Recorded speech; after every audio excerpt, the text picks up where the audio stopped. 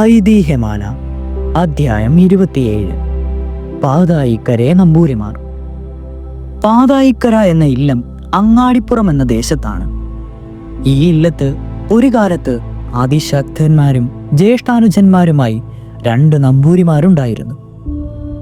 ഇവർക്ക് പ്രതിദിനം 2 നേരവും ഭക്ഷണത്തിന് ഓരോ പന്തീര് നാഴി, അതായത് 12 കോലടങ്ങഴി അരി വീതമായിരുന്നു പതിവ്. ഇവർ കൂട്ടാനും മോരും കൂട്ടി ഉണ്ണു കഴിക്കുക പതിവില്ലായിരുന്നു. അതിനു പകരം തേങ്ങാപ്പാലാണ് അവർ കൂട്ടി വന്നത്. ജ്യേഷ്ഠനും അനുജനും 12 കോൽ വീതവും, ജ്യേഷ്ഠന്റെ അന്തർജനത്തിന് 3 നാഴിയും, ഇങ്ങനെ 25 കോൽ ഇടങ്ങഴി അരിയാണ് ആ അന്തർജനം വെച്ച് വാർത്ത് അതിൽ നിന്നും തനിക്കുള്ള 3 അടി അരിയുടെ ചോറെടുത്തുകൊണ്ട് ശേഷമുള്ളത് പപ്പാതി 2 പേർക്കും വിളമ്പിക്കൊടുക്കുകയും 2 പേരുടെയും ഇടതുവശത്ത് പൊളിക്കാത്ത 12 തേങ്ങ വീതം കൊണ്ടുചെന്ന് വെക്കുകയും ചെയ്യും. അങ്ങനെയായിരുന്നു അവിടുത്തെ പതിവ്.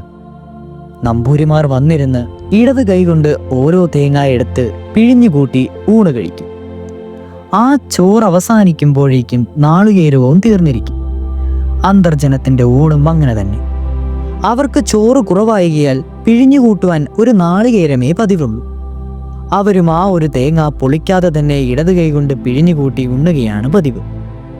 ഒരു ദിവസം ആ ഇല്ലത്ത് പതിവ് പോലെ അരിവപ്പ് കഴിഞ്ഞ് നമ്പൂരിമാർ ഉണ്ണാനിരിക്കുവാൻ ഭാവിച്ചപ്പോൾ സമീപസ്ഥനും ചാർച്ചക്കാരനുമായ ഒരു നമ്പൂരി ഓടി വന്ന് ഈ നമ്പൂരിമാരോട്, ഇന്ന് നമ്മുടെ ജന്മനക്ഷത്രമാണ്, നിങ്ങൾ 2 പേരും ഭക്ഷണത്തിന് ഇല്ലത്തേക്ക് വരണം, ഇന്നലെ തന്നെ ഇവിടെ ക്ഷണിക്കണമെന്ന് മകനോട് പറഞ്ഞിരുന്നു. ഇതുവരെ നിങ്ങളെ കാണായിയാൽ ഇപ്പോൾ മകനെ വിളിച്ച് ഞാൻ ചോദിച്ചപ്പോൾ ഇവിടെ പറയുവാൻ അന്താളിച്ചു പോയെന്ന് അയാൾ പറഞ്ഞു. എന്നാൽ കാര്യം തെറ്റിയല്ലോ എന്ന് വിചാരിച്ച് ഞാൻ പരിഭ്രമിച്ചു വരികയായിരുന്നു. ഈ അസമയത്ത് വല്ലവരെയും പറഞ്ഞയച്ചാൽ നിങ്ങൾ അമാന്തിച്ചെങ്കിലോ എന്ന് വിചാരിച്ചാണ് ഞാൻ തന്നെ ഓടി വന്നത്. അതിനാൽ നമുക്ക് വേഗത്തിൽ പോകാം. അവിടെയെല്ലാം കാലമായിരിക്കുന്നു. ഇല വയ്ക്കുവാൻ ഇനി നമ്മൾ ചെല്ലാതെ താമസമേ ഉള്ളൂ. ചാർച്ചക്കാരന്റെ ഈ ക്ഷണം സ്വീകരിക്കാതിരിക്കുന്നത് ലൗകികത്തിന് പോരാത്തതാണല്ലോ എന്ന് വിചാരിച്ച് നമ്പൂരിമാർ 2 പേരും അദ്ദേഹത്തോടും കൂടി സദ്യയ്ക്ക് പോയി. ഈ വെച്ചുണ്ടാക്കിയ ചോറ് വൈകുന്നേരത്തേക്കിരുന്നാൽ ആറ് തണുത്തു പോകുമല്ലോ എന്ന് വിചാരിച്ച് അന്തർജനമാർ 2 പന്തിരുനാഴിയും തനിക്ക് പതിവുള്ള 3 നാഴിയും കൂടി ഊണ് കഴിക്കുകയും ചെയ്തു. സന്ധ്യ കഴിഞ്ഞപ്പോൾ നമ്പൂരിമാർ പതിവ് പോലെ അത്താഴത്തിന് വന്നിരുന്നു. അത്താഴത്തിന് 6 തണുത്ത ചോറായിരിക്കുമെന്നാണ് അവർ കരുതിയത്. എന്നാൽ നല്ല ചൂടുള്ള ചോറാണ് അവിടെ വിളമ്പിയിരുന്നത്. അത് കണ്ടിട്ട് മൂസാമ്പൂരി കാലത്തെ ചോറ് എന്ത് ചെയ്തു എന്ന് ചോദിച്ചു. അപ്പോൾ അന്തർജനം, അത് 6 തണുത്ത് ചീത്തയാകുമല്ലോ എന്ന് വിചാരിച്ച് ഞാനുണ്ടോ എന്ന് പറഞ്ഞു.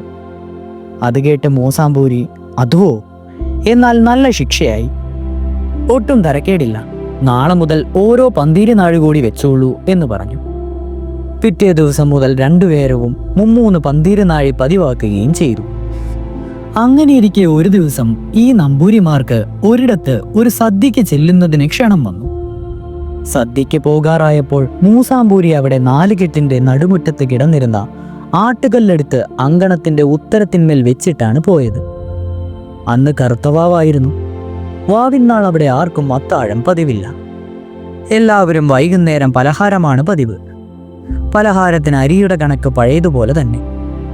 3 പേർക്കും കൂടി 36 മേക്കാലിടങ്ങഴി അരി ആ അന്തർജനം തന്നെയാണ് ആ ആട്ടുകല്ലിൽ അരച്ച് പലഹാരമുണ്ടാക്കുക പതിവ്. ആ ആട്ടുകല്ലിൽ 12 കോൽ ഇടങ്ങഴി അരി അരയ്ക്കാമെന്ന് പറഞ്ഞാൽ അതിൻ്റെ ആ ഒരു വലിപ്പം ഏകദേശം ഊഹിക്കാമല്ലോ.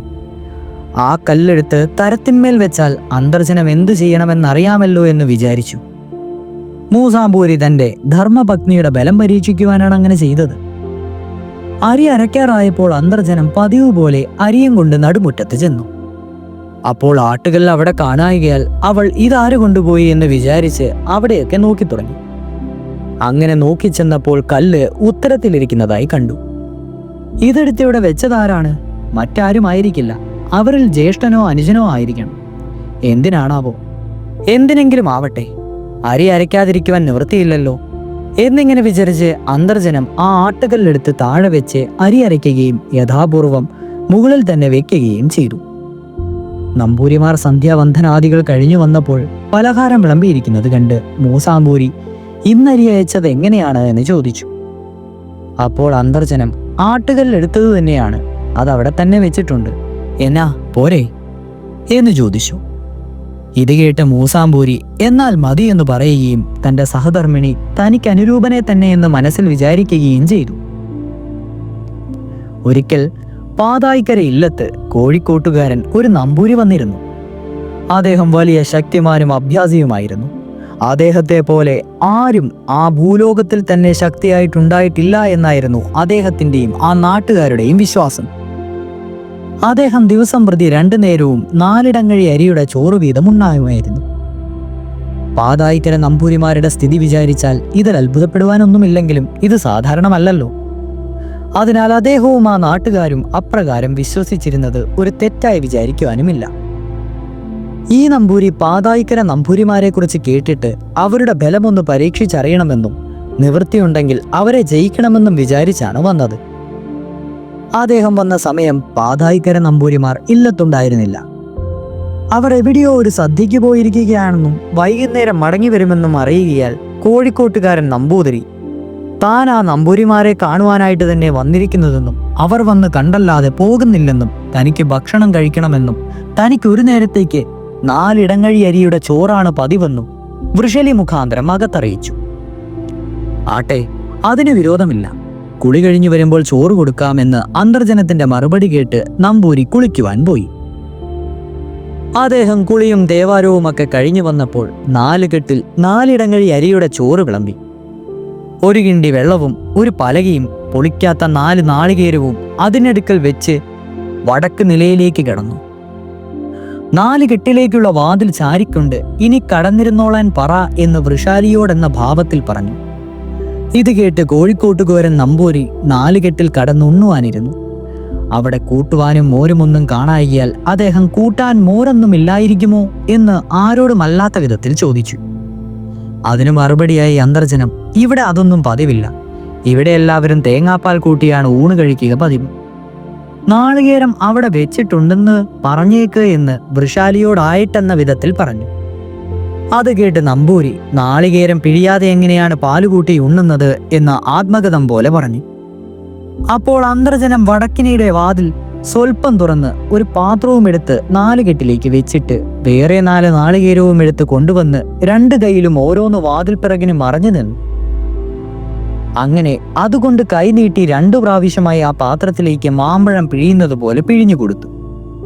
അത് കണ്ട് കോഴിക്കോട്ടുകാരൻ നമ്പൂരിക്ക് വളരെ വിസ്മയവും ഭയവും ഉണ്ടായി.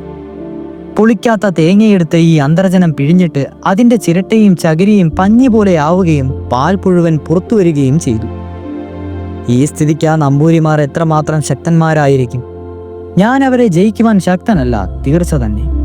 ക്ഷണത്തിൽ ഇവിടെ നിന്ന് പോകണം, അതാണ് നല്ലത് എന്നിങ്ങനെ വിചാരിച്ച് അദ്ദേഹം ഒരുവിധം ഊണ് കഴിച്ചുവെന്ന് വരുത്തി അവിടെ നിന്ന് പോവുകയും ചെയ്യും. പാതായിക്കര നമ്പൂരിമാരുടെ ഇല്ലത്തിന് സമീപം ഒരു ക്ഷേത്രമുണ്ട്. അവിടെ ഈ നമ്പൂരിമാർ എല്ലാ ദിവസവും രാവിലെ ചെന്ന് തൊഴുതു പോരുക പതിവായിരുന്നു. ആ പതിവിൻ പ്രകാരം മൂസാംബൂരി നേരത്തെ കുളിച്ച് ദേവാരവും കഴിഞ്ഞ് തൊഴുവാൻ പോയി.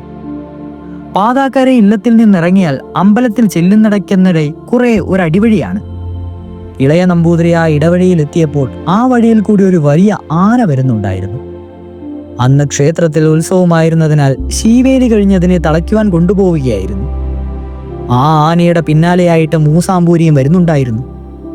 എങ്കിലും വഴിയുടെ വിസ്താരക്കുറവും ആനയുടെ ദേഹപുഷ്ടിയും നിമിത്തം നമ്പൂരിമാർക്ക് പരസ്പരം കാണുവാൻ പാടില്ലായിരുന്നു. അതിനാൽ ആനയുടെ മുൻവശത്ത് അനുജനെ തീണ്ടെന്നും ജ്യേഷ്ഠൻ പിൻവശത്ത് ജ്യേഷ്ഠൻ എത്തിയിട്ടുണ്ടെന്ന് അനുജനും അറിഞ്ഞില്ല. പാതായിക്കര നമ്പൂരിമാർ എവിടെ പോകുമ്പോഴും ആര് വന്നാലും വഴിമാറിക്കൊടുക്കുക പതിവില്ല. ആനയെ തിരിച്ചു കൊണ്ടുപോകുവാൻ തക്കവണ്ണം വഴിക്ക് വിസ്താരവുമില്ല. പിന്നോക്കം നടത്തിക്കൊണ്ടുപോയെന്ന് ആനക്കാരോട് പറഞ്ഞുകൊണ്ട് അനുജൻ നമ്പൂരി ആനയുടെ മസ്തകത്തിൽ പിടിച്ച് പുറത്തുകോട്ട് തള്ളി. അപ്പോൾ ആന പുറകോട്ട് പോയി. അത് കണ്ട് മൂസാംബൂരി മുമ്പോട്ട് കൊണ്ടുപോയെന്ന് പറഞ്ഞുകൊണ്ട് ആനയുടെ പിൻവശത്ത് പിടിച്ച് മുമ്പോട്ട് തള്ളി. അനുജൻ നമ്പൂരി മുൻവശത്തു നിന്ന് തള്ളിപ്പിടിച്ചിരുന്നതിനാൽ മൂസാംബൂരി തള്ളിയിട്ട് ആന മുമ്പോട്ട് പോയില്ല. അപ്പോൾ സംശയം തോന്നുകയാൽ മൂസാംബൂരി മുൻവശത്താരാണ്, അനുജനുണ്ടോ? ഇളയ നമ്പൂരി ഉണ്ട് എന്ന് പറഞ്ഞു. അപ്പോൾ മൂസാംബൂരി എന്നാൽ പിടിച്ചോളൂ എന്ന് പറഞ്ഞ് ശക്തിയോടുകൂടി മുമ്പോട്ട് തള്ളിപ്പിടിച്ചു. അനുജൻ നമ്പൂരി പിറകോട്ടും തള്ളിപ്പിടിച്ചു. അപ്പോൾ ആന ആകപ്പാടെ ഒന്ന് ഞെരിഞ്ഞു. ആ സമയം അവർ രണ്ടുപേരും ഒരേപോലെ ഞെക്കിപ്പിടിച്ച് ആ ആനയെ മേൽപോട്ട് പൊക്കി ഒരു വശത്തുള്ള കയ്യാലയുടെ മുകളിൽ കൂടി കയ്യാലത്തപ്പുറത്തേക്ക് മറച്ചിട്ട് രണ്ടുപേരും അങ്ങോട്ടും ഇങ്ങോട്ടും കടന്നു പോകുകയും ചെയ്തു. ഇങ്ങനെ പാതായിക്കര നമ്പൂരിമാരുടെ അത്ഭുത കർമ്മങ്ങൾ പറഞ്ഞാൽ വളരെയുണ്ട്. ഇത്രയും പറഞ്ഞുകൊണ്ട് തന്നെ അവരുടെ ശക്തി എത്രമാത്രമാണെന്നുള്ളത് ഊഹിക്കാവുന്നതാകിയാൽ അധികം വിസ്തരിക്കുന്നില്ല. ഇതോടുകൂടി ഐതിഹ്യമാല അധ്യായം 27 സമാപിച്ചിരിക്കുന്നു. ഇനി അധ്യായം 28 കാരാട്ട് നമ്പൂരി തുടരും.